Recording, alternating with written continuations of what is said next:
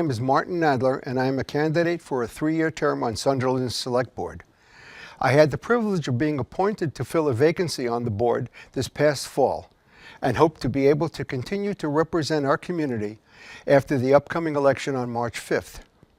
Sunderland is a great community of 1,054 residents and does not face many of the critical issues faced by larger communities across the nation. However, like all communities, there are issues we are facing and questions we are addressing. Being vigilant about fiscal responsibility is important, if not foremost, in many residents' thoughts.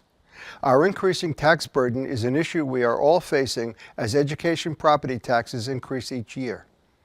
While we do not determine the education property tax, we can and must be vigilant about our local spending, trying to ensure we use our community's dollars in the most efficient and effective ways.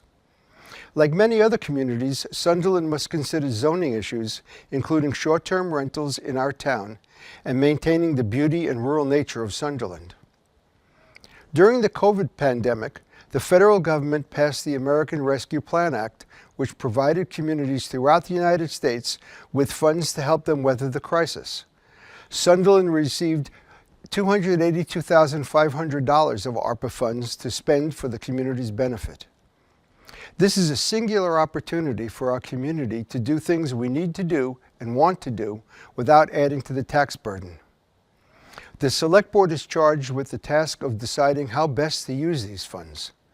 The board, after soliciting ideas for the past 2 years, formed a citizens committee, which I was honored to chair, to look at those suggestions and recommend which should be considered by the board.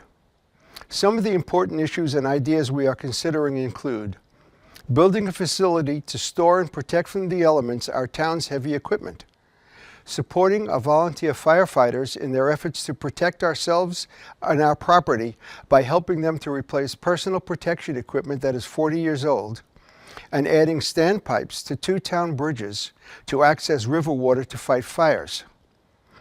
While the community-centered design and development idea has been finalized, we still need to determine whether or how to include the Sunderland Union Church in the project.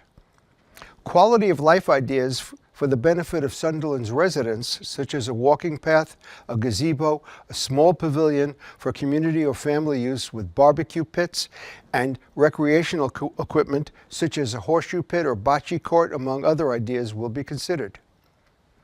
The Select Board is made up of citizens like you and me. Each of us brings a willingness to give of our time and our effort to work for the benefit of Sunderland.